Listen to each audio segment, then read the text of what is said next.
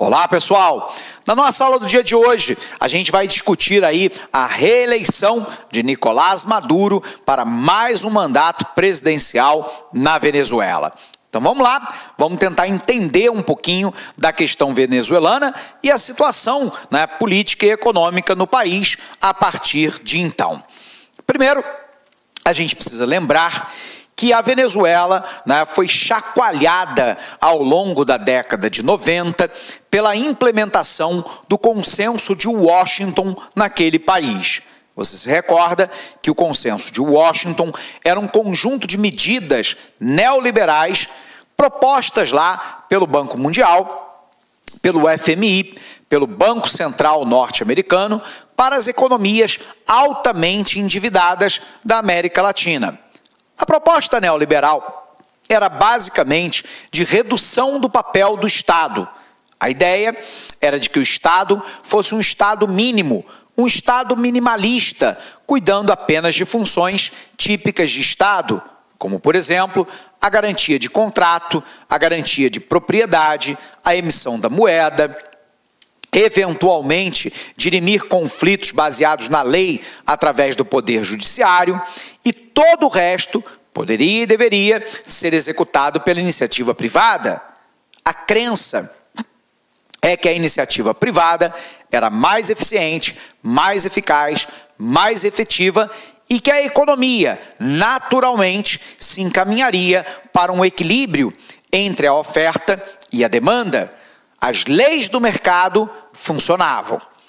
Por um outro lado, a implementação do Consenso de Washington, ela leva a um amplo processo de desestatização, de privatização de empresas estatais, portanto, né, aquilo que nós chamamos de once for all, uma vez por todas, você vende o patrimônio público para a iniciativa privada. O exemplo no Brasil foi a venda, né, da Companhia Siderúrgica Nacional em Volta Redonda para a iniciativa privada. Você teve a concessão, que é quando a titularidade do bem público permanece na mão do Estado, mas a exploração econômica vai para a iniciativa privada. No Brasil, o exemplo é a concessão de aeroportos e de rodovias federais, de telefonia e de distribuição de energia, e, ao mesmo tempo, a autorização para que a iniciativa privada oferte determinados bens para a população como um todo. Esse processo, na América Latina como um todo, desmontou o Estado. E o desmonte do Estado também sinalizou, em alguns países, o desmonte, né, do seu sistema de educação, de saúde, de habitação popular, de mobiliário urbano, de medidas contracíclicas do governo para equilibrar a economia e por aí vai. O resultado foi o controle da inflação em boa parte dos países da América Latina, porém, determinados dramas da sociedade, como o desemprego, a pobreza, a miséria, a desigualdade socioeconômica, a falta de acesso à educação e à moradia, saneamento básico, saúde, dentre outras questões, não foram equacionadas pelo neoliberalismo. Bom, a grande questão, então, é que o então coronel, né, do exército venezuelano, Hugo Chávez, vai tentar dar um golpe de Estado contra um governo democraticamente eleito, mas que era um governo de direita, neoliberal. Nós sabemos que esse golpe foi fracassado. Hugo Chávez será preso, condenado e depois anistiado. Ele monta um partido político que é o PSUV, o Partido Socialista Unido da Venezuela, e consegue se eleger presidente. A Venezuela, então, ela começa a articular um organismo de interação internacional que ficou conhecida como Trupe Bolivariana. Nós tivemos lá o Equador, comandado pelo Rafael Correa, a Bolívia, comandada pelo Evo Morales, e a Venezuela, comandada, né, pelo Hugo Chávez. A ideia de Chávez, né, era lá de fazer um contraponto, abre aspas, aquilo que ele chamava de domínio do Império Americano sobre a América Latina.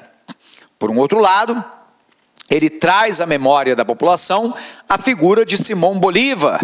Simão Bolívar foi um mestiço de espanhol, né, com latino, que havia lutado contra o domínio do Império Espanhol sobre a região chamada de Gran Colômbia, que hoje pega lá o território da Venezuela, da Colômbia, né, do Peru e por aí vai.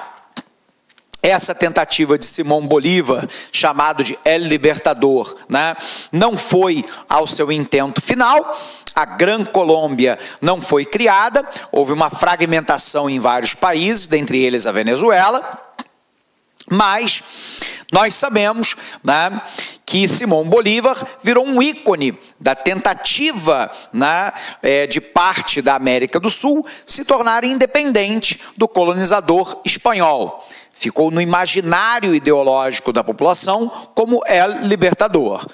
Nós sabemos, então, que Hugo Chávez se apropria dessa figura ideológica de Simão Bolívar, inclusive mudando o nome da Venezuela para a República Bolivariana da Venezuela. Hugo Chávez inicia, então, a implementação daquilo que ele chama de socialismo do século XXI, fazendo um contraponto ao consenso de Washington e ao pensamento neoliberal. Ele inicia um movimento contrário, de estatização dos meios de produção, ao mesmo tempo do aparelhamento das empresas estatais e do poder público com partidários do PSUV, passa a controlar, né, a mídia, o judiciário e o legislativo do país, se manifesta claramente por atitudes antidemocráticas. Por exemplo, ele faz uma caça à oposição do país, ele fecha grupos midiáticos, cria uma milícia armada para defender a Revolução Bolivariana, né, que se constituiu num verdadeiro exército em paralelo às forças armadas do próprio país. Por um outro lado, toda essa política se baseou numa política profundamente populista, que é aquela que ataca a consequência do problema e não a causa, e isso tudo fluiu, abre aspas, relativamente bem, enquanto a Venezuela tinha, né, a sua economia calcada fundamentalmente na exportação de petróleo. Lembrando, a Venezuela é a 6ª maior produtora mundial de petróleo. Ela é membro da OPEP, da Organização dos Países Exportadores de Petróleo. Quando nos anos 2000 a commodity petróleo alcançou o preço de 130, 140 dólares o barril, a Venezuela, abre aspas, estava nadando, né, nesse dinheiro obtido com a exportação de petróleo e podia tocar o seu processo de compra de tudo aquilo que ela necessitava, sem se industrializar, sem se modernizar, sem mexer na infraestrutura do país, numa relação quase protoditatorial. Lembrando que Hugo Chávez aprova uma nova Constituição e nessa Constituição está garantido o direito de reeleição ilimitada, que é válido para ele mesmo. Então a ideia era se perpetuar no poder. Enquanto o petróleo estava em alta, a Venezuela mais ou menos que se equilibrava. No entanto, nós sabemos que commodities agropecuárias e minerais têm alguns problemas graves.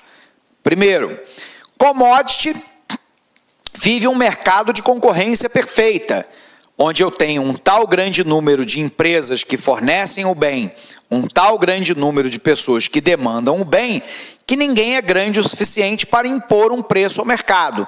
O preço é tido como dado pela interação entre a oferta e a demanda. Quando, diante da crise econômica mundial de 2008, a demanda mundial de petróleo caiu, a oferta passou a ser maior do que a demanda e o preço desabou.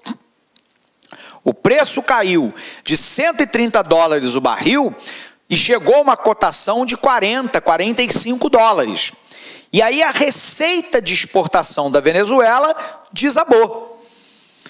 Com ela desabando, nós tivemos um adendo, que foi a morte de Hugo Chávez por um câncer no abdômen, extremamente agressivo.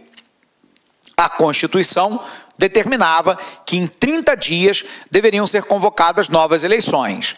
Nessas eleições, nós tivemos um candidato de oposição e tivemos o vice-presidente de Hugo Chávez, o atual presidente Nicolás Maduro. Numa campanha e numa eleição extremamente apertada, Nicolás Maduro ganha a eleição. Com a queda do preço do barril do petróleo, a Venezuela entrou no caos, né? Primeiro, uma grave crise de desabastecimento. Olá, meus amigos, minhas amigas. Sou o professor Luiz Antônio Carvalho. Estou aqui para fazer um convite muito especial para vocês. Nós, da Lá Concurso, nós preparamos um super curso para o Banco do Nordeste 2018. Um curso atualizadíssimo, um curso completaço, ponto a ponto do edital, e nós, a Lá Concurso, eu garanto para vocês, aqui na Lá Concursos é o melhor curso de carreiras bancárias do Brasil, pode ter certeza disso. Desde 2010 até a presente data, nós tivemos a oportunidade de atender todos os concursos de carreiras bancárias do Brasil e, claro, com centenas de alunos aprovados em todos esses concursos. Meus amigos, minhas amigas, aqui na Lá Concurso você vai ter treino diário. O que é isso?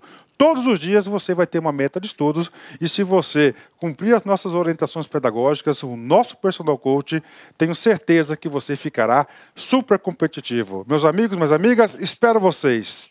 Tchau.